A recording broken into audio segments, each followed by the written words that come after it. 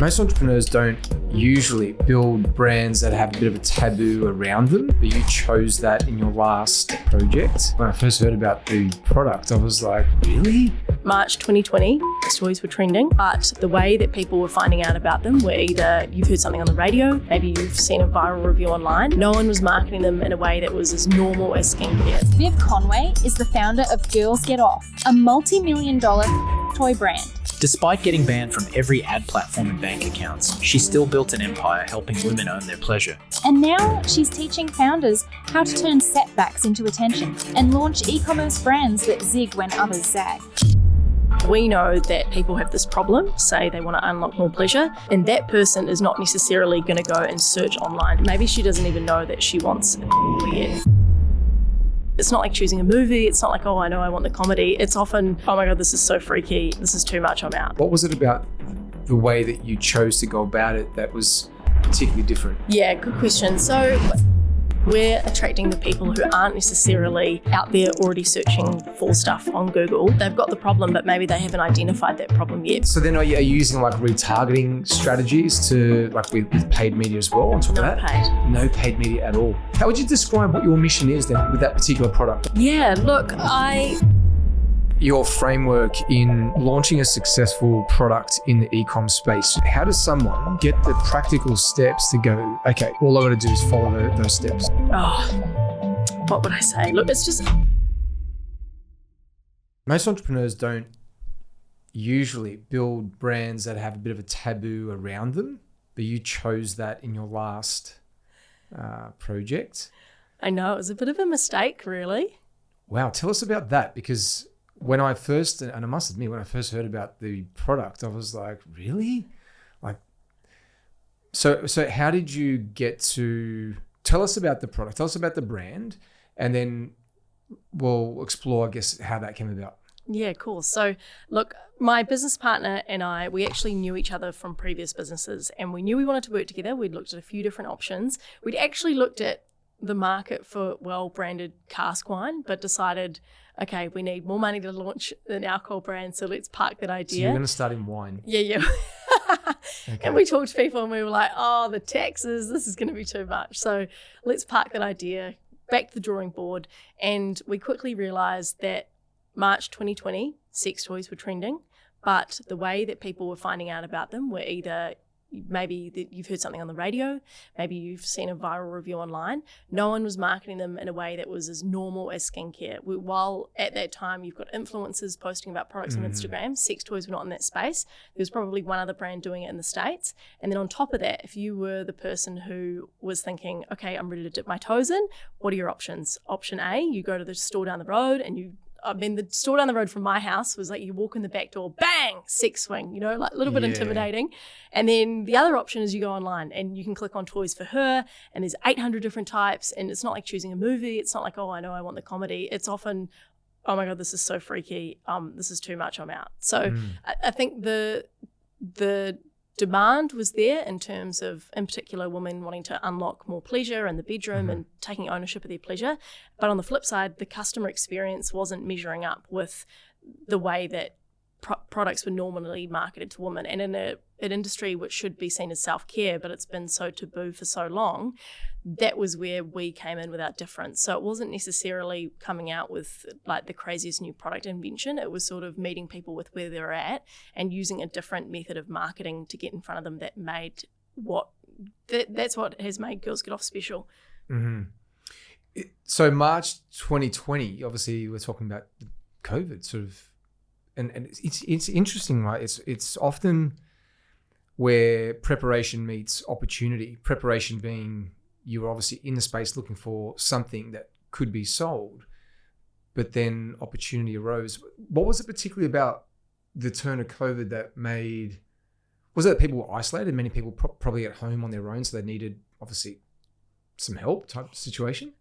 Well, I think one of the biggest misconceptions about the industry is that people assume often toys are for single girls and like especially when we use Instagram so much as a marketing channel, they assume that it's for like young girls in their 20s. But when I talk to people in real life, the girls in their 20s will follow us and maybe they listen to our confessions. So every Sunday since we've started, we post like Sunday confessions, tell us what you've been up to on our stories, and people will write in. So someone in her 20s, she'll say, oh my God, I love Sunday confessions, so funny. If I talk to a woman in her 40s, a couple of young kids in a relationship, been there for 10 years, she is the person who will say, I love my Missy, one of our top selling toys. I bought it for all my friends. So the person who has, not the problem, but she's got more money. She's 40. She's probably been with her partner for 10 or so years, so wants to spice it up a little bit. And there's also an element of time. So if she's looking after kids and she wants to just speed things along a little bit, it's like, if you're going to build a house, are you going to use a hammer or a nail gun, So it's like all these things that sort of swirl around. And she's of an age group.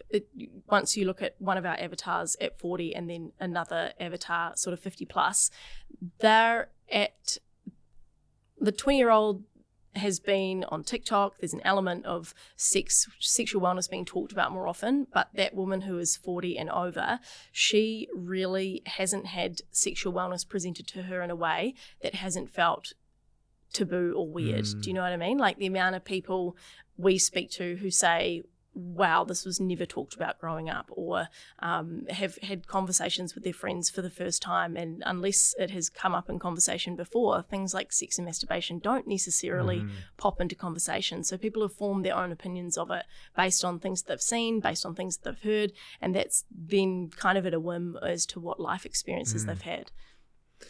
What was it about the way in which you marketed that was different? Because you said basically that I guess you described how previously these types of products were being marketed to women. What was it about the way that you chose to go about it that was particularly different?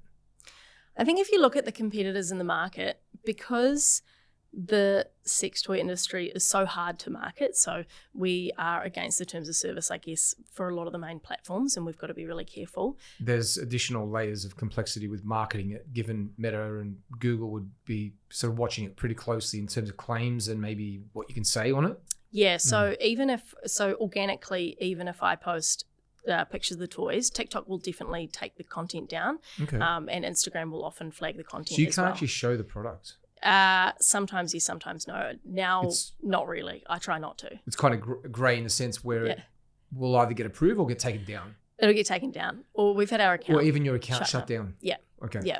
And so because it is so hard to market in this industry, the other players in the market are sort of riding off the back of, 10, 20 years of good SEO, so that the person who's searching for, clit toy, dildo, whatever, they're going to pop up first because they've got 20 years of SEO on the rest of us. So a lot of the brands have just been there for a long time. And the thing that we did to differentiate ourselves from those brands is we didn't even think about SEO till maybe a year or two ago, but also we took something that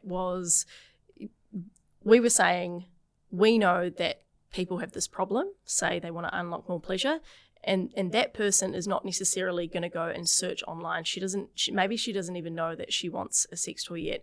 We are going to take a topic that is traditionally uncomfortable for people, use a lot of humor in our organic marketing. So like we've got costumes, my business partner turned 40, I got her a billboard for her birthday and surprised her, like just do rogue funny things, anything and everything to get attention on the brand, build community so people feel a part of something. It's more than just buying a toy. And then from there, that's when they get to see the products. So we're attracting the people who aren't necessarily out there already searching for stuff on Google. They've got the problem, but maybe they haven't identified that problem yet. Maybe they're in a relationship and then all of a sudden they're reading confessions together and having conversations they wouldn't have otherwise had. So we just came at it a different angle. And we probably are getting in front of a customer that the other brands weren't as well. So you're using organic strategies to... I suppose, and particularly the angle of humor, to get people engaging in your social content, which would mean then from that perspective they land on your sites, and then you start to build obviously the connection for them. And with So then are you using like retargeting strategies to like with paid media as well on top of that? No paid media at all. No paid. So until this point, you actually haven't used any paid media? We will do paid PR. So in... Like an ambassador type? Yeah, good question. So, I mean, the way that we've used influencers has changed over the years. It is changing, isn't it? Yeah, I think, well, because people are using the platforms differently. I don't know about you, but if I'm on Instagram, I'm just scrolling reels. Like, I just like funny stuff. Yeah. That's all I watch. But then people will, a few years ago, I would have been watching people's stories more often. I would know what people were up to, who was moving house, like the movements of different influencers.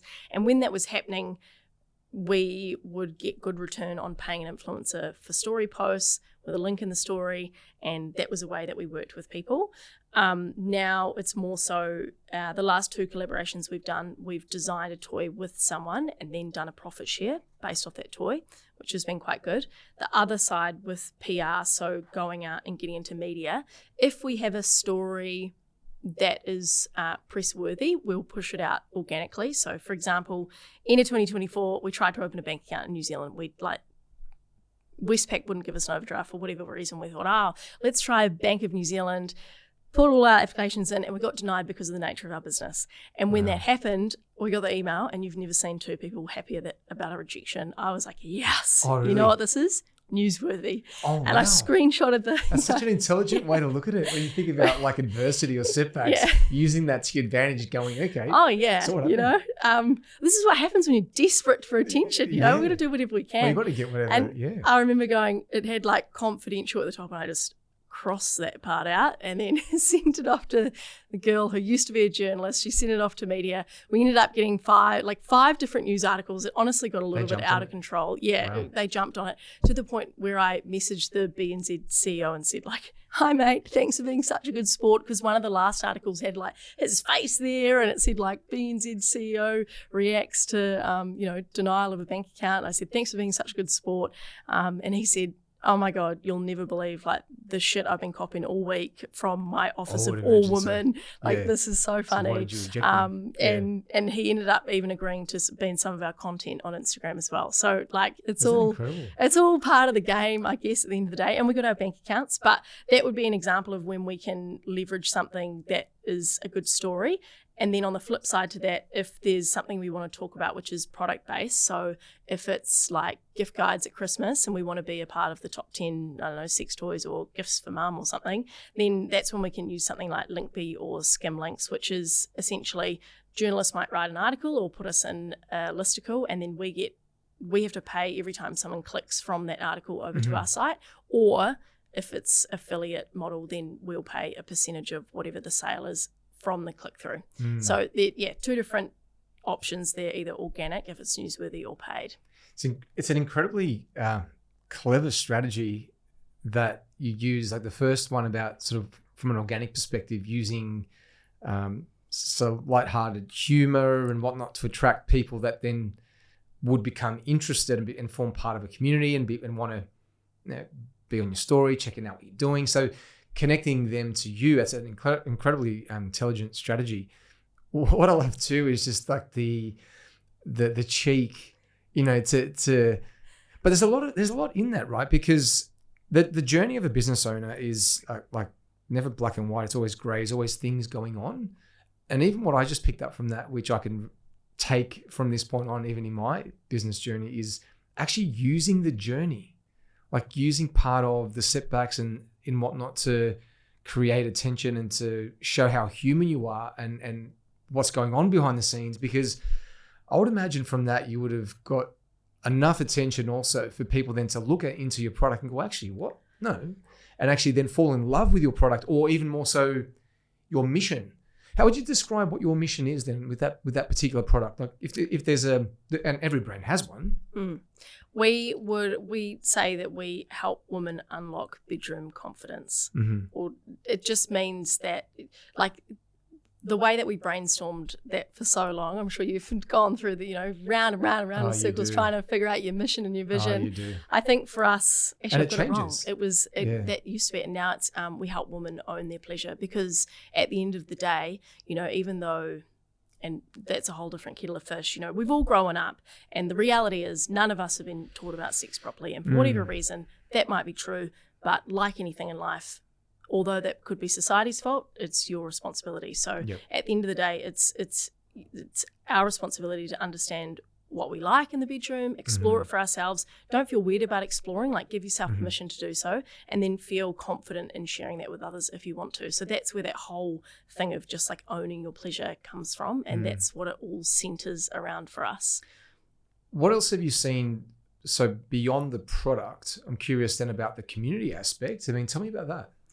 Yeah, look, I think especially as we move into more AI and I see the way that in-person events are kicking off and things like podcasts, I think community is such a hard thing to build around a brand. But if you have a strong enough problem or something that people can relate to, people want to be a part of a community. And that is the difference between you and an e-commerce, all the other dropshippers or knockoff brands or competitors. Being and in a world where like we are never going to be able to compete on price against other big brands. And yes, our product has to be good and do the job and has to be good enough and non-intimidating. We will always outperform on how we can be a community because people always want to be a part of something. Some of the best products, and e-com is certainly not my main area, but I've followed enough brands and heard some stories that when you sort of get beyond the veil a little bit and you get underneath the hood and you understand what made that particular product great is in fact so much to do with the founder and the degree to which they're willing to engage with their community. I recall some time ago learning about a product that was, if I'm not mistaken, was it the guys that built that bed brand? And there was like this story in the US about these dudes that were competing in a huge space or very competitive space, but they built some kind of a bed product, like a bed, but it came in a certain box. But there was something to do with how personal they were with every person that actually purchased, and in fact included the community, the individuals in decision making on what the next product would be. And I'm talking about personal phone calls, personal emails, not like generic stuff. Getting them so involved in what otherwise like wouldn't make sense. Like if you think about building a bed brand, but it was far more than that. So cool. It makes me think about sort of what you were talking about, how in fact what would make something like that great is to the degree to which you are willing to be, or you and your business partner, be almost at the front and almost trailblazing in some way against a problem and some sort of taboo and helping people feel for the first time heard or accepted or validated. And like that's what I've seen personally that builds community. Yeah, and I think in an industry which is like so taboo for some people, or this is just something they've literally never talked about, to see people that sound like them, look like them, makes people feel comfortable, you know? It makes them go, okay, this doesn't have to be weird and seedy, you know? Like this is okay, this space is for me. I guess it's like the same as if you are, you know, I've got a friend who does like a financial literacy podcast, and it's like the difference between learning from someone who's your age with your accent versus reading a book from Warren Buffett, you know, which feels like really far away. It feels closer and you can touch it. It's easier to identify with. Now, this isn't your first business in the e-com space, is it? There was 2 others, is that right? There was, yeah. I started my first e-com business when I was at uni, which must have been like 2014. I saw some activewear online and I really wanted it. I messaged the page and they said, sorry, we only do wholesale. You have to buy 12 pairs. I was like, well, okay, I guess I'll buy 12 pairs then. I reckon I can sell 12 pairs of tights. Oh, wow. And so I was working in at like a hotel kitchen, washing dishes or whatever, and I had some money saved up. So then all of a sudden I was a business owner and I was using Instagram to grow that business and get traffic to it, and got really obsessed with how can I grow on the platform. And then from that, another friend and I teamed up because we were getting asked so much around, how did you grow your Instagram account? Like this is so what weird. What was the product again? So it was activewear. Activewear, right? Yeah. And then was using Instagram mostly to get customers for that.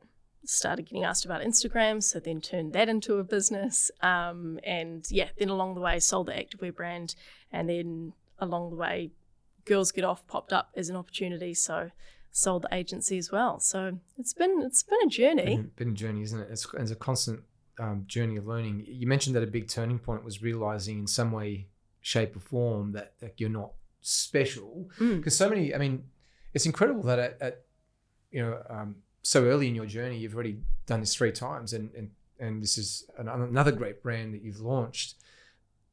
You could be forgiven if you listen to this to think, well, it's okay for you because maybe that's just you just somehow got lucky you're special, but you've said it, you're not special. Unpack that for us. Have you done the Landmark Forum? That might be quite. I know of to it. hear. I know of it. I've never done it.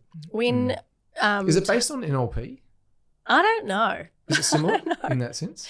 Tash and I laugh because when we had Instagram, our agency, man, we laughed about how much we mucked around. Like we just had no idea what we were doing. But you know what we did do a lot of? It's kind of the beauty personal though, development. And we were like, isn't that the coolest way to spend, 22, just at the cafe in the morning with your other self-employed friends in your office together, no idea what you're doing. That buzz is something that if you look back at is far greater than like anything else that you'll ever actually achieve. It's actually the pursuit of the thing that when we look back, that is the joy. Yeah. Sometimes when you get the thing, you're kind of like, oh. Yeah. And then you want that again. It's like, how do I get into that energy again? I know. And it's such a grind at the time, but we laugh about it. And one of the things we did was we did heaps of personal development, and we'd heard about the Landmark Forum and we went and did it. And there's a few different concepts that that you learn about over the few days. And one of the things they talk about is we'll talk about these concepts now, and it might be later that you realize and you really understand. So one of the things they talked about was how as humans we're just so wired to think about ourselves first. So we always think about a situation and how it relates to us. For example, you might have, I don't know, you've got a pimple on your face one day and you go, oh my God, everyone's going to be looking at it. Everyone's going to be looking at it. And then you're like, literally no one cares. How often have you noticed a pimple on someone's face, right? So we're all wired to think about ourselves.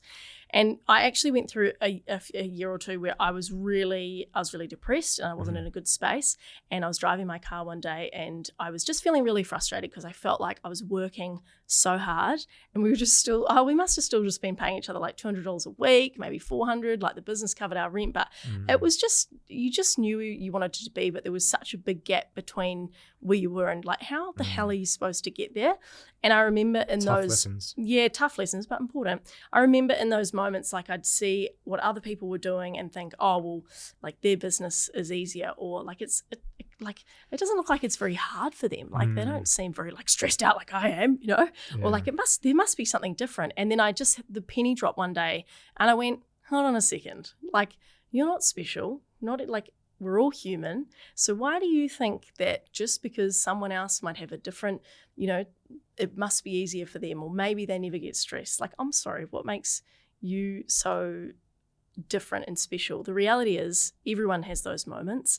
There is therefore no reason why you cannot succeed. Like if everyone else is succeeding, then what makes you so special, aka meaning that you can't? What makes you so different? So it was almost like, I'm not sure if that's the best explanation, but in a time when I was doing it really tough, instead of saying like, of course I can succeed because everyone else is, it was almost the opposite. Like, because everyone is succeeding, what makes you so special that you can't? If that makes sense. It was almost because I was. It's almost like a negative disqualification in a sense. It's the opposite effect. And I just went, I'm like, okay, then I'll just get on with it. Stop worrying about anything else on the outside. It's super easy to look at what others are doing in that way, and almost. That's the best way to describe it for someone that hasn't been in the journey that long. Like it's so easy to look at what others are doing and think that, well, the grass is greener, so to speak. Like that business would be easier. Yeah. We always look at our own situation with such a negative frame. I mean, no one truly then knows how hard like your actual battle is in your business. But the reality is the more business owners you talk to, if you go to events where you're actually around other business owners and you can get beyond the bullshit initially, and you can actually get to the truth, you start to figure out the truth, which is actually that it's actually a challenge for everybody, and it's never really easy. Sometimes you'll get an outlier where, for example, they just so happen to do something at the right time where things blow up, but there's inevitably always then a change in the tide somewhere down the track that something happens.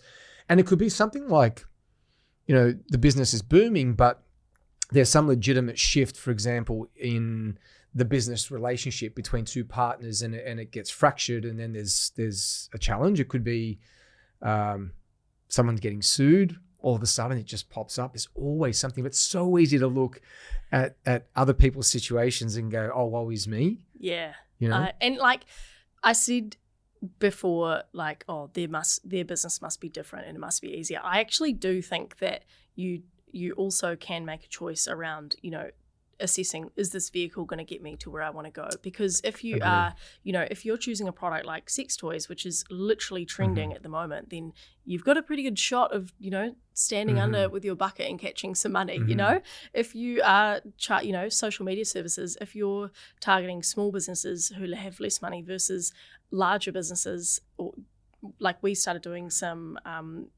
work for like music festivals, the value that you can provide for the fee is much more than you can provide to a small business owner who needs, an outcome ASAP, where really that's a whole different story. So I do think in saying that you can be smart and position yourself, like it's always going to be hard and there's always going to be lessons and challenges. But like if you are marketing towards, say, boomers or people with money at the time, and you're trying to clean their windows versus someone who's, I don't know, in a flat, like they don't have as much money. So there, you can be strategic about it, but you only learn that from doing and figuring it out. So much of that is gut instinct. What you're talking about is the ability to recognize like an opportunity. And I think about that, and most success stories, if you sort of pause and you listen to the entrepreneur, the person that's talking about it, often it'll be something that they've encountered themselves, experienced themselves, and then they'll go, you know what, that is shit. I can do better.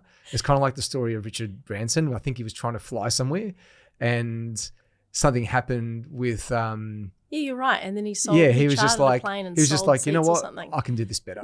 Yeah, so I'm going to start an X, right? For example, similar to that would be in most recent times where I was trying to recruit salespeople, and I had a certain experience. I'm like, you know what, I can do better. And so then I because I'm also, I think, to your point, which is 1000% true, is looking at market trends. Well, where are things going? Wayne Gretzky famously said, you don't skate to the puck, you skate towards where it's going.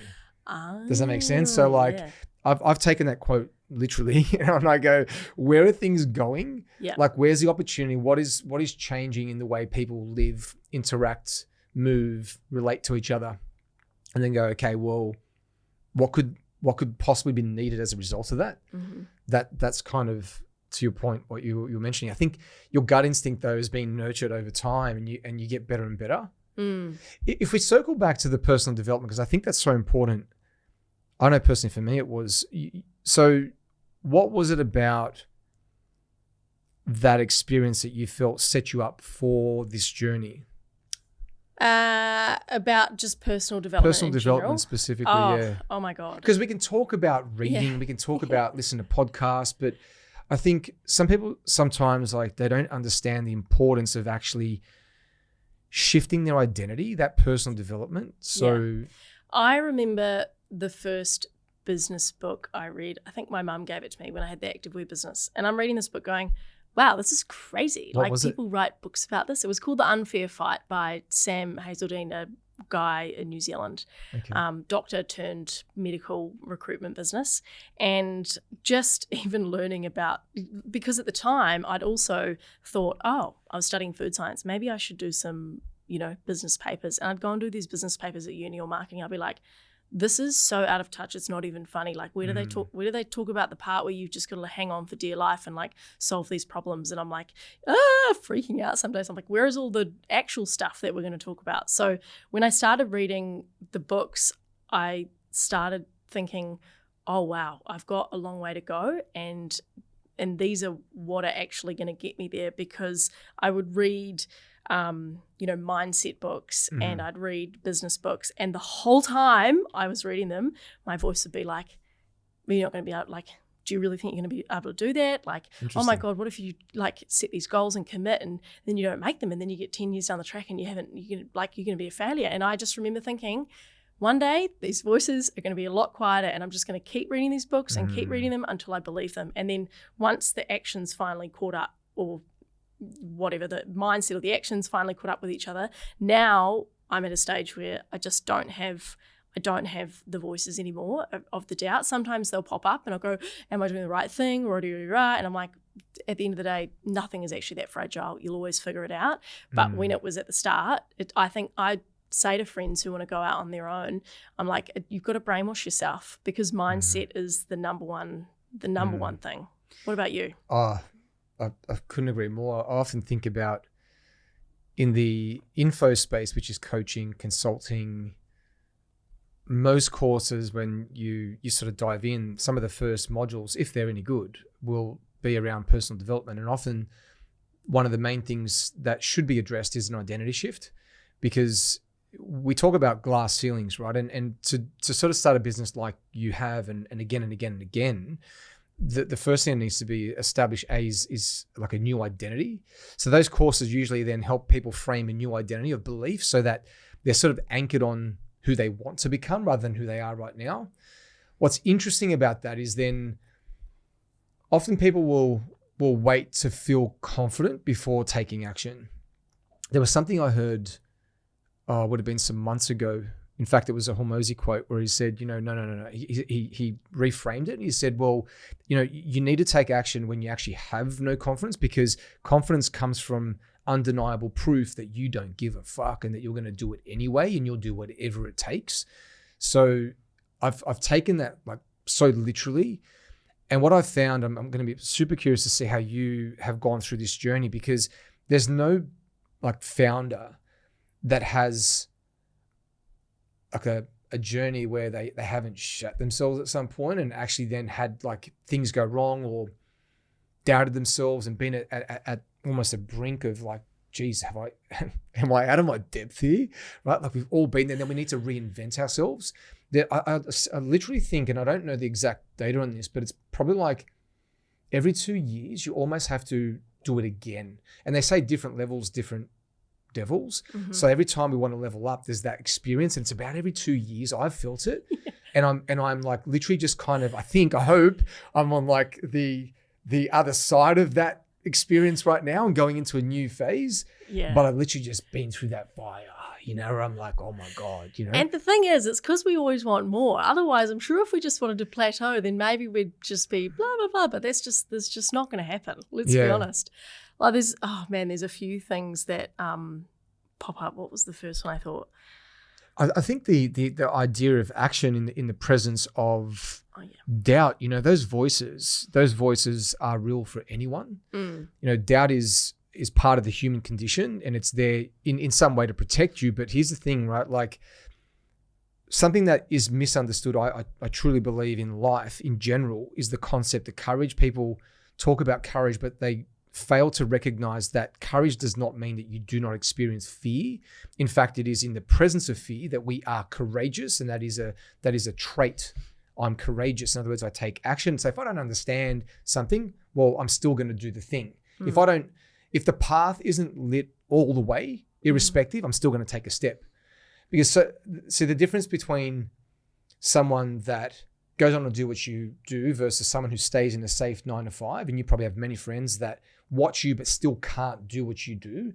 They can't even fathom the idea. And the reason is because they've been conditioned to plan their life. And I literally just heard another podcast on the way here, which was talking about that. In fact, it was the Diary of a CEO. They were interviewing a guy that is like a free, what do they call those, free climbers? Oh, where he climbs mountains and shit. Oh, free solo. Yeah, that dude.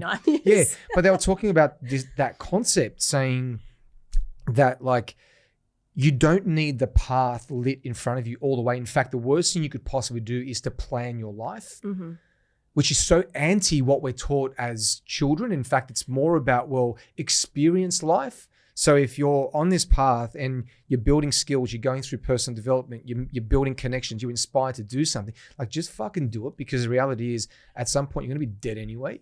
So you might as well have a great journey along the way and grow. Couldn't agree more. There's actually one moment that springs to mind. And I remember when I was going to hire my first staff member, but this time it was when I was on my own. I did the agency together and then apart for a while. And I was so scared. Have you always had the same business partner too? Or have no, different business partners. So, and I was like, it's only 20 hours a week. Like, what am I talking about? And I was just so scared that I was like, but what if, I lose a few clients, then I can't pay her and then blah, blah, blah. And I'm like, I'm sorry. This is back to the you're not special thing. I'm like, are we the first person to hire a staff member in the world? No, we're not walking on the moon. I'm like, it's just scary because I've never done it before. Like, just one day I'll look back at, zoom out 5 years time. What happens when you're employing 10 staff? Like, see, I'm the opposite idiot to that. I'm the opposite idiot to that. So I'm the person that when shit starts to boom, I'm like, yeah, right, hire 20 people, get them all on, bring them all on, fast, grow, blow this thing up, let's break it. So I'm the other idiot. Yeah, and then I think there was a shift there. Whenever those things pop up, I just zoom out and I think, A, am I going to hear about this in 5 years' time? B, am I walking on the moon? No, I often say it's just vibrators, like it's okay. And then there's been other, I guess, like scarier or like courage moments, like, man, we had this PR send out go really wrong once and a few influencers called the police on us. And I'll tell you about it. You have to zoom in on that. Yeah. Let's double click on that. We were launching a butt plug, right? Okay. Called Peaches. Okay. And we thought there is absolutely no chance that even if we spent tens of thousands of dollars on the coolest PR packages ever, no one is going to post a butt plug on their story. So we thought, what if we got our list of like over 70 influencers? I reckon it's probably close to 100, like 50 New Zealand, 50 Australia, and we will send out these anonymous packages with peach flavored things so that people start posting on their stories being like, who sent me a tin of peaches? Who sent me this? Rah, rah, rah. And then everyone on Instagram will get invested and be like, who is it? What could it be? And then bam, the fourth package is going to be butt plugs and people will post it and say, ha ha ha, funny joke. It was just girls get off. Didn't go like that, did it? Uh-oh. It was, imagine me at home because we've got to send them like anonymously. I'm wrapping up 50 different tins of peaches, taking them down to the post shop. Then, and we're staggering these like 2 days apart. So then 2 days later, I'm sending peach flavored soap and that's all off in the mail. So this is to your list. Yeah. And then people started freaking out because people did not want to receive anonymous packages with also they had little comments like hope your day is going peachy. I'm not even kidding. As it started happening, I went, I'm sorry to laugh. Didn't think. Oh no, it's very funny. I was like, oh, we did not think that one through. And we're like, oh my God, and there's more coming. There's more in the mail. Like not only have they got this like tin of peaches, there's like the horse is bolted, like these packages are coming. Uh-oh. So then we've got like I had heard of this two could be the people funniest calling shit the I've police. ever heard. Oh my God. And then I've got our copywriter, who's often getting us in the media. She's working at the New Zealand Herald at the time saying, hey, just a heads up, someone on my team's about to write a story about this creepy marketing tactic that's going on. I was like, oh my God. So we're like freaking out. Oh my God. Like, those times where you're waking up at 3 o'clock in the morning, just ruminating on things. And in those moments where again, I'm like, I know logically I shouldn't be worried about this, but I am worried about this. It's all about who can I talk to. Like I'm ringing my PR friend going, Odette, this is a 5 p.m. on a Friday crisis PR situation. I need your help immediately. And in that situation, I had to she's like, find out who's upset about it. And you need to get all the names and you need to call all of them and you need to own up to it and say sorry and like find out, is there anyone else who has a problem with it? So my Saturday morning was calling people saying, how many people are we talking about? I reckon maybe like 6 people. And I'm like just tail between my legs like, hi, I'm so sorry. One girl genuinely had a stalker from the same area as my business partner. So she's gone, who sent me this weird package, tracked it down to the post shop in the same area and gone, oh my God. So she honestly, it was wild. We can laugh about it now. It's very funny. But at the time, oh my God. What was the worst that came from that? So you had to call 6 people in particular. Yeah. And one had a reason to obviously be concerned about anonymous packages, but did you smooth it over with the rest of them? Yeah. And then there was some other people ended up talking about it on their, like, they hired security for a live event they had. We paid the security bill. They blasted it on a podcast. You're like, oh, you're just going to take these things on the chin sometimes. So there was some, there were some negatives, but what were possibly, hopefully, some of the positives from that experience? Let's look at the silver lining. I'm saying that, but we also got a lot of posts, so you also got a lot of posts out of it. And we're like, well, people did post about the beauty parlor, and most people found it like funny, but it's not worth the people that we like freaked out, and they also didn't get any sleep. So yeah, there's courageous times in there, and then there's also times where you're like, you need to pick up the phone, you need to own up for your mistakes, and you need to sort this shit out, because otherwise, but that's just part of life, isn't it? That's just business. Part of the journey. What I love about that is we talked about courage a minute ago. It's the courage to not be vanilla. So many people go into business, right, and they're so scared to have a personality. Yeah. And to actually show up authentically, right? Part of that authenticity seems to be your personality coming out in spades, in like your cheekiness, in a sense where, how do I get attention? Because that is business. Business is getting attention, right? So I just love that you tested that, you did that. Surely there's some lessons in that you're going to take over and over again into new projects, because that is quite unusual. I'm trying to, but it's so clever.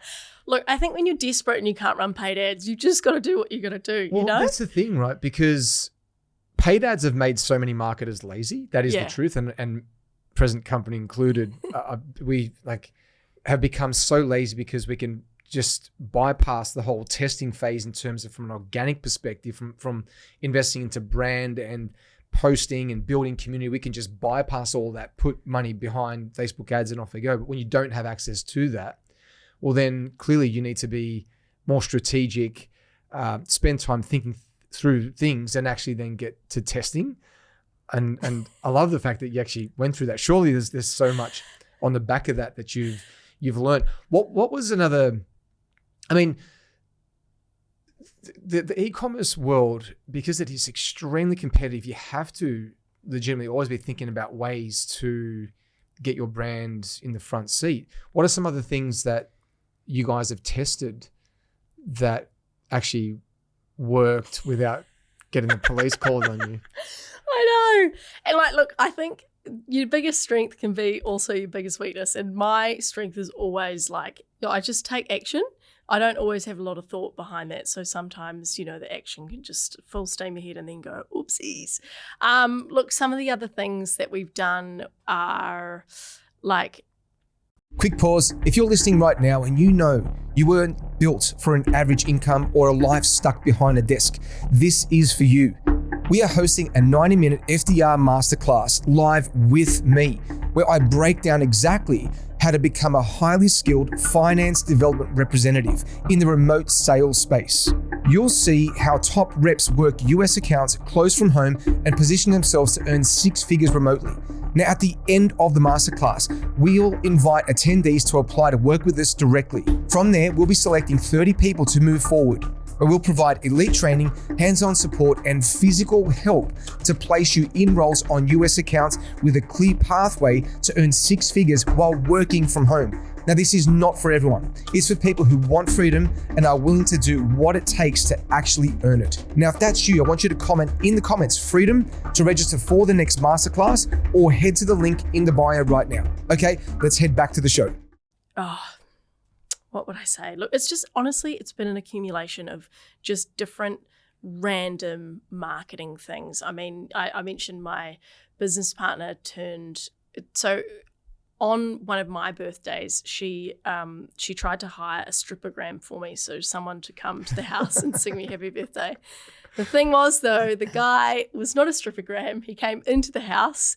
It was me and 4 or 5 of my friends, 4 of whom were guys. I had one girlfriend, and it was a Sunday afternoon sober. It was quite possibly the worst, most awkward experience of my life. I remember looking at my friends, and Jess is she's red and shaking as this guy's dancing on top of me. So he was not a professional? No, he was a professional. This is for content. So my business partner had what's it called? Punked me or something with this thing. But wanted to use it as content. Yeah. And so had this as content. So when her birthday was coming up, I was like, okay, this is my chance. I can't let this one go. And so I got a Hot tip, billboards, never be organised with those. Always ask billboards, always ask for distress rates. Yeah. I said to the billboard people, right, can I have I only need it for 12 hours. What can you do? They're like $500. Perfect. Uh-oh. And so I'd organised, we were going to have drinks at one bar, and I said, then we're going to walk down the road and we're going to have dinner at Elmo's, and happened to be opposite this billboard. So we go out for drinks and we walk along, and we've got Joe's face up on the thing, it said naughty 40 and available, datejoe.com. And so then I'd made a website with her, with no way. a bio and photos and stuff, and her Instagram account, and she's dying on the ground. Yeah. So it's been just an accumulation of random things like that, which are constantly just a little bit different. And it's just attention seeking. Oh, it's part of it's part of what becomes a beautiful story as you go, and the person you become, right? I think it's what we often undervalue in this space in entrepreneurship. We look at the accolades, the money and whatnot, but we forget actually, if we look back and see who we're evolving into, that is all part of your character that will just continue to flourish, and it's part of the prize, I would say. What would be a way for you to explain, and this is purely selfish, right? Your framework in launching a successful product in the e-com space? Surely you've done it 3 times, and surely there's a way that you go about things. If you could package it up for us, how does someone listening to this get the practical steps to go, okay, all I got to do is follow those steps? Yeah, I think there's things you can do to make it easier on yourself as well. In my opinion, it's a lot harder to market something that is, say, you're informational, but it's a lot harder for us, for example, to market, say, libido supplement, and I say, I promise it's going to make you hornier, versus say our sex pillow. We can see the angle that it changes for someone when they're lying on it. So I think if starting with the product itself, I think if you're going to use online channels, then something where it really solves a problem that people have, but that the way that it solves it could be visual as well. I'm not saying supplements can't work. Of course, there's good examples of that, but I think for me, I think something that can be visually more tangible. Yeah, you can see the way that it solves a problem or that it's different. So for us, it's also that the toys are non-intimidating. We also very much solve the problem and have that community aspect. So there has to be some way that you're going to be able to present that differently, either at an organic level or at an ads level.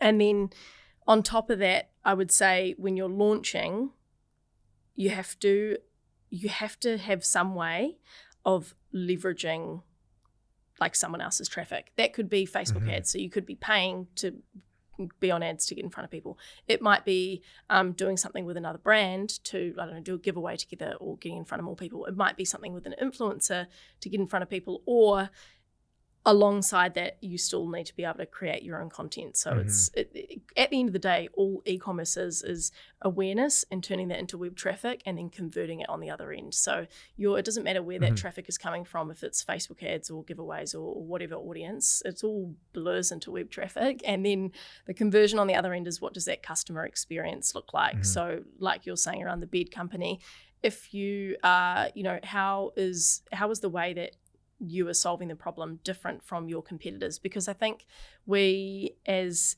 humans as well are so, I don't know whether, starting a business is such a risk, and you don't know if people are going to take their money out and actually pay you until you actually put the thing in front of them. And it's just so uncertain. So I think a lot of us can fall into a trap of going, oh, but I really like the way that they did their packaging, so maybe we should just kind of make it a little bit like that. But I think when you zig, when they zig, you got to zag, because otherwise you're just not going to be seen.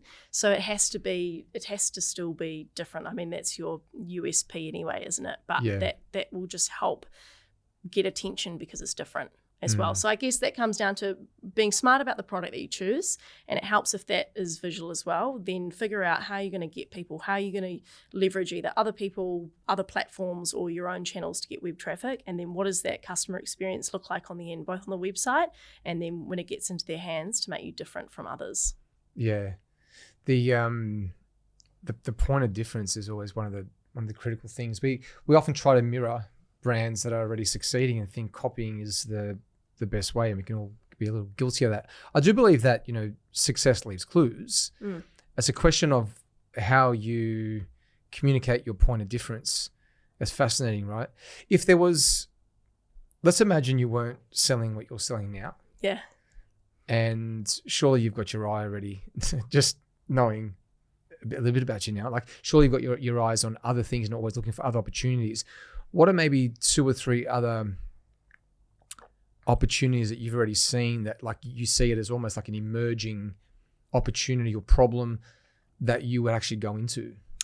I recently, I think someone asked me for help recently on a business that is to do with women who have osteoporosis. So getting to a stage where their bone health is not great, and so therefore might need protection to avoid things like fractured hips. So I liked that business because there is cool, eh?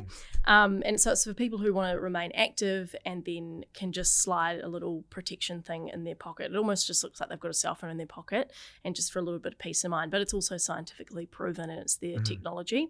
So I think when I look at other businesses and do a bit of work with Shecom consulting as well, I love it when a business has a bit of a moat, like they've got their own technology, whether it be Explain skincare. What a moat is. So maybe they've got skincare and they've got their own proprietary formula, or maybe it's like this where they've got their hip protection, where they've got their own technology that's patented. A friend of mine, Lou, they started the brand Strapsicle because when she was breastfeeding her firstborn, she dropped her Kindle on the baby's head, so she realized she needed a Kindle strap, and they patented that. That thing, the little strap, and it just seems so simple, but it's just theirs. So I think when we are in a time of like such high consumerism, yes, you need your brand and you need your community and you need to differ in that respect, but if you can also differ in terms of your actual product, then that is that's something that I look for as well. I think when I see brands with that concept, I love it. And you know what I actually also love sometimes is the niches. I love seeing brands in random niches, like Kindle straps. If someone would have said, do you want to start a Kindle strap brand? I would have been like, nah, I don't really get it. I've got another friend who's got I honestly don't even understand the product still. It's like, imagine a cube, and it's to explain color theory, and it's almost like there's a different color on each side of the cube, but as you turn it, it like changes colors. Honestly, it's so hard to explain. She's like, it's to explain color theory. I'm like, I still don't get it. And they've got but it's selling. Huge following. They just smash it. I'm like, sometimes it's in the niches that are forgotten about. Interesting. I remember, that kind of reminds me of one that I heard of. I couldn't even tell you exactly what it was either. It was something to do with helping children, whether it be with autism or some kind of ADHD, with some kind of product that was just basically for like homeschooling or to teach them some sort of concept. It's often the most unthought of thing that then becomes the one that actually can really break through, right? Because we're so conditioned to look for the common, but it's the uncommon that if you can just nail it, and often it is too, right? It's the right product at the right time, I guess, and then off it goes. But I think back to what you just mentioned, it makes a lot of sense, because if we look at opportunity right now, we know that, well, not just in Australia, but across the globe, many countries have got a declining birth rate. Most populations are aging. There's this huge amount of people that are just about to enter into that kind of bracket. So then you've got all these problems that arise from that. So then it would make sense to think about a product that solves a problem for that demographic that maybe isn't being solved right now, and just look at it from that perspective. And It's funny how, I've done multiple launches and businesses like in the info space. And as we spoke about earlier, it's easy for like, I could look at your e-com side of business and go, oh man, that must be so cool, must be so great. And then you're probably knowing all your problems, looking at info businesses and like mine and go, oh man, this is so great, but you don't know the problems that we face, right? And I know this to be true because there's a good friend of mine that I met at a different mastermind, and this guy literally, like, they were doing like $200,000 or $300,000 a day in Facebook ads. That's how much money they're putting through this beauty business in the US. And we were talking about business, and he said that, oh, I would love to be in info and he started, and I'm like, really? Like, isn't that interesting, right? So back to like the idea that you've got to look for something that's happening in society and something that's, it's like where the puck is going. And then, well, what could I create? And usually you don't want to be first to market, right? Not really. You kind of want to validate that something is... it's nice if someone else validates it. Yeah, someone's validated it. And then you just look at, well, how could I improve on that? Yeah. And make it mine, make it different. And make the pie bigger altogether. Yeah, and then basically, because once people are aware of a problem and a solution, if they become solution aware, that should be easier to break through and get the, I suppose, the volume through the business and whatnot. E-com's one of those things that I just look at, and it's funny because I've got those voices. What I was going to say was that I've done so much in the info space, and I would say over 30 odd mil in revenue, right? Like we've in the info space, just in Australia. We're just about to crack into the US, and I know at some point across multiple things that I do in due course, we'll do 100 million, right? At some point in my journey. But I look at the e-com space, and I've got those voices in my head that are like, you can't do that. Oh, no. Yeah, literally. So just to fill you in, we've got something we're building at the moment, which is quite exciting. I'm not going to talk about the specific product because I want to give it away, so someone's going to take it off me and do it. But like we've got this opportunity to turn one of my info businesses into an e-com offer on the front to shift the funnel and look at it from a completely new lens. So I had someone present an opportunity that we're finalizing at the moment.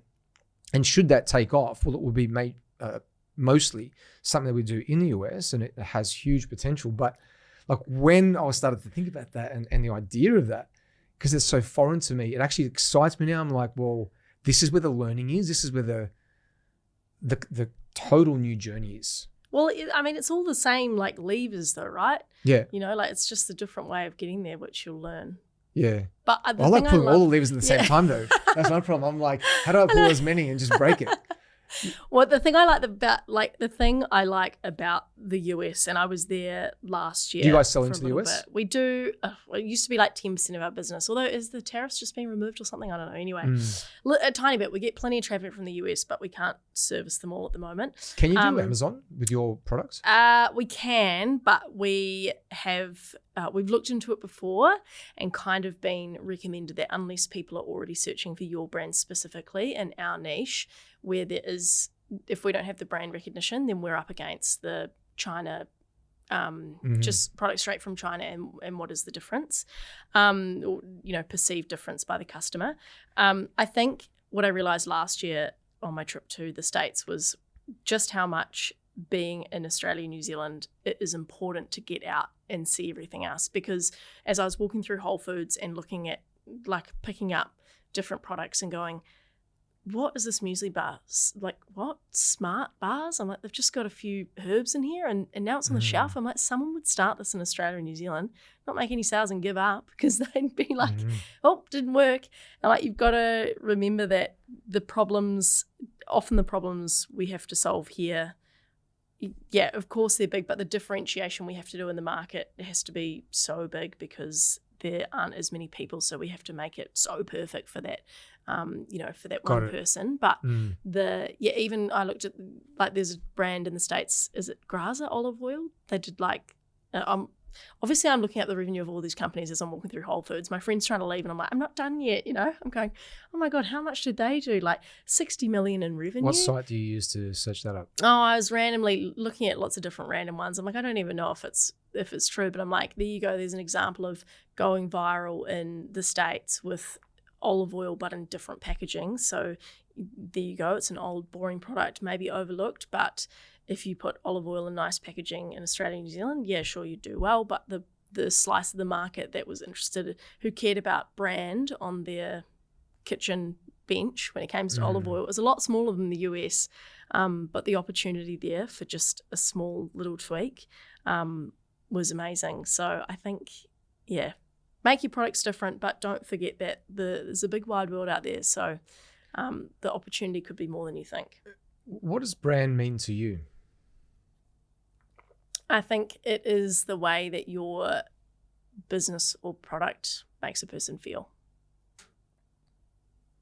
Yeah, it's often What do you something I would have to agree. It's what people feel when they see your logo, your product. Mm-hmm. I think about some of the brands that I followed over the years. One in particular was a health bar in the US that you're probably aware of. It's sold for hundreds of millions. Might not have been Quest. It might have been another one in that kind of that kind of space. I remember listening to the story the founder shared and talking about sort of how they got to the point why they started in the first place and what gave them the strength to push through the adversity and what then on the back end it meant when they actually sold. And if I try to understand the journey and just kind of simplify it, so much of it was to do with their story, like the reason why they created that product and what that product means for the people that are choosing to buy it over anything else. So that goes back to the brand. It's interesting that it's something that we often overlook. We think, well, someone getting into business for the first time, they think brand is their logo. So they go spend money on, and hey, I did that, you know. Business cards. I need a business card and I need the best logo. But what they fail to understand, in fact, no, that brand is so much more than that. It's also something which I've heard described as, and how do I position, I will say this to give it the power that it actually I heard it with, which is basically it could mean 1,000 different things to 1,000 different people because it is how that person feels, but how you feel about the brand could be different about this person. So it's the repeated feeling that you can give people, right? So I try to look at it now as the common identity, because all brands, I think, which you beautifully explained about your community in terms of what you're trying to create, which seems to be such a powerful part of your strategy, is the common identity and that common unity that you give people. Even in something which is a tangible product, it's still the same as if it's like there's a reason why I would buy Under Armour versus why I would choose to not buy Nike. I think that's been one of my biggest lessons over my journey in such a small period of time. It's understanding it's more how you make those people feel about themselves. If I could share one thing, it's, you know, something most recently, even in one of my businesses, which we've launched, it's that sales community.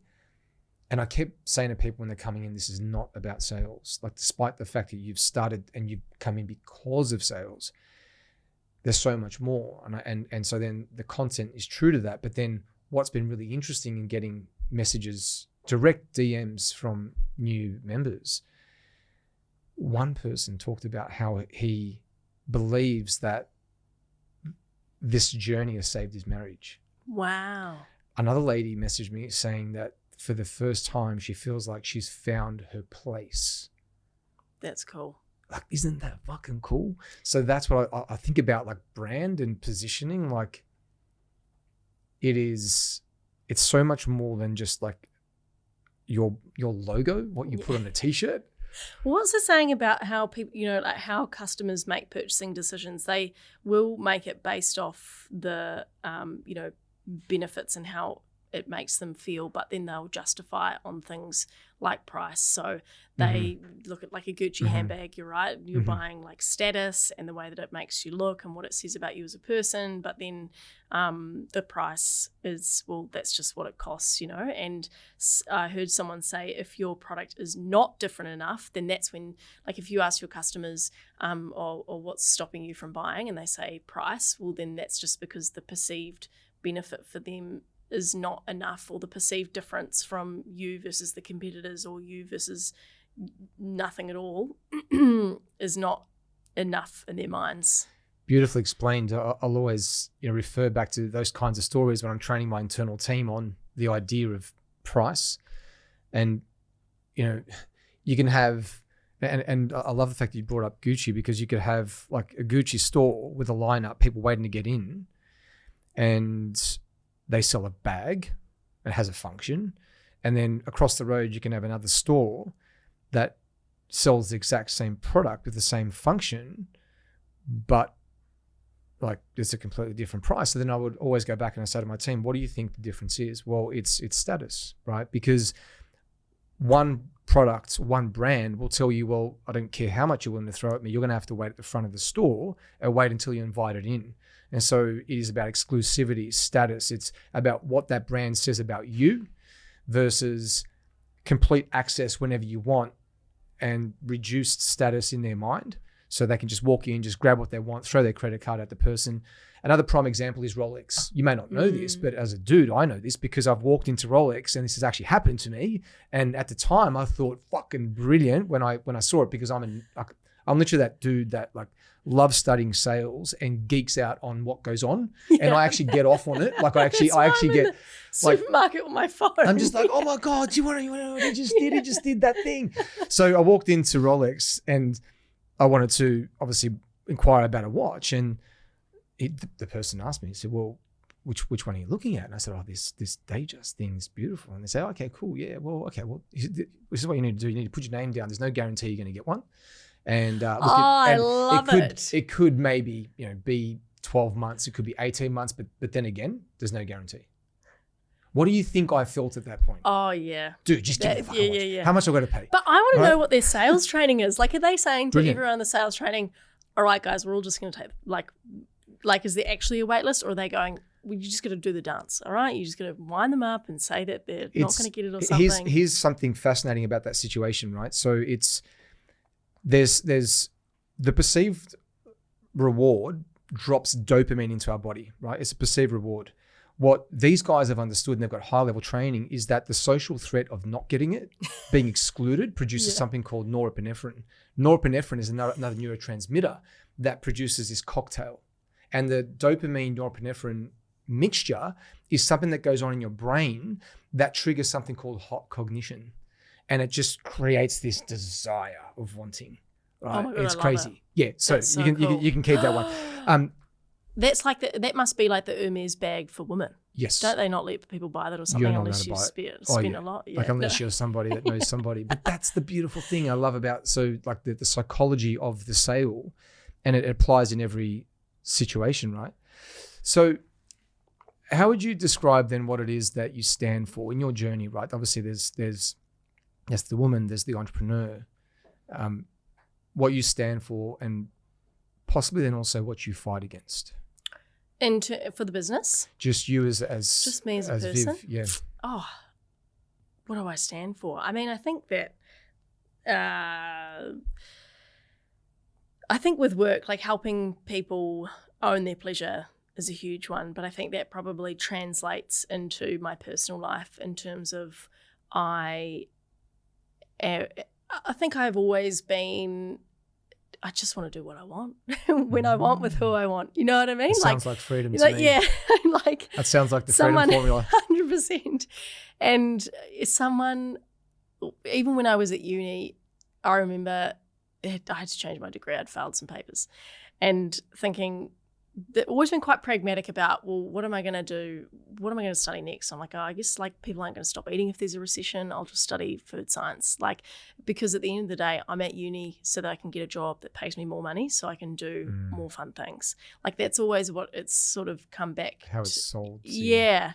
And I think I said, like, it came up with a friend recently, and she's so purpose driven, and I'm like, man, the world needs more people like you, Meg. But reminding each other that at the end of the day, you are working or doing what you're doing so that you can, life's a lot easier if you can build wealth, because then you can do what you want. If you you can volunteer if you want. You can have more impact with, and you can have more like power where you choose to, who you choose to share that with. So I think for me, it does, freedom's that would be my idea of it. It's all about the people I'm around and what I'm doing. With that said, I think it's not going to happen all the time. Like there's also a marinating phase you need to go through. It's not always going to happen.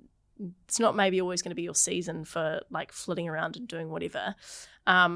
So I think, helping, empowering people and owning their pleasure, it probably also flows into my life in terms of, like figure out what are the tools that you need to be able to do what you want. And I think I mentioned when we met at the networking thing, like I've accidentally become the person that people come to when they quit their jobs. Like no shit, I reckon I've talked to 4 different people this year, and people reach out and go, hey, do you want to catch up? Yeah, I want to do something. And people say, oh, like I just really don't like my work, or I'm really unhappy, like I don't get along with my boss and whatever. And I'm like, okay, so I'm like, for starters, brainwash yourself. You're not special. There's actually nothing different between you and I. It's that I'm just a few years ahead because I just, took a leap earlier. But are you're gonna work till you're 65? Do you want to? You may as well start now when you don't have kids, or you've got less commitments. Like the time is going to roll. The time is going to roll around anyway. So what's the worst that can happen? Beautiful go advice. back and You're live obviously a with mum and dad. beacon for these people and living congruently, because that would be a sign that you're living true to what is like your personal like values and mantra in that way. So how would you describe what it is that you fight against? What do I fight against? I just don't think I've ever liked being told what to do either. It seems so common for every guest. Like literally, that's the same answer my guest, my previous guest had, which is I just find fascinating, because I would have to agree. Like if you would ask me, I'd probably say the same thing. And I also think there's a lot of I think anyone can have freedom in their own attitude. I think, like, for example, I would have stopped reading the news. Like, I don't even remember. I probably haven't read the news for like 8 years. I opened my Facebook today because I had to sell something on Marketplace, and that thing is like the news. It's like Daily Mail. I'm like, this is disgusting. I've mentioned wealth, but you don't actually necessarily need that for freedom in your mind. I think if you can learn to live above the line, so, ownership, accountability, responsibility, as opposed to blame, excuse, deny, and all that negativity, life just gets a lot easier once you realize everything is in your control. And like that can be quite confronting when I've had times in my life and been like, fuck, this is all my fault. Like I'm going to have to, dig my way out of this. But it can also be really empowering because you are ultimately in control of that. So I think that is the most powerful thing I've heard in a long time. But don't you would be living your life 1000%. Yeah. I have a theory that so much of what happens to us is not our fault, but so much of it is our responsibility. Yeah. In how we then respond, what we do. And ultimately that's the difference between the haves and the have-nots. Yeah, and I still think that, I talk about pleasure and okay, no one's had good sex ed. And so, okay, it's society's fault that we're in the situation where people aren't having the pleasure that they want. But, okay, let's acknowledge that. And then, all right, it's your turn to do something about it. So, and once you get there, then that's then your responsibility to help lift other people up and get them on the path of taking some action, So where can women find, and men, go buy it for your partners, wives, where can they find the amazing product? Girlsgetoff.com. That's where we are. Go there right now. Thanks for having me. Thank you for being on the show. It was an absolute pleasure. Legend. See you next time.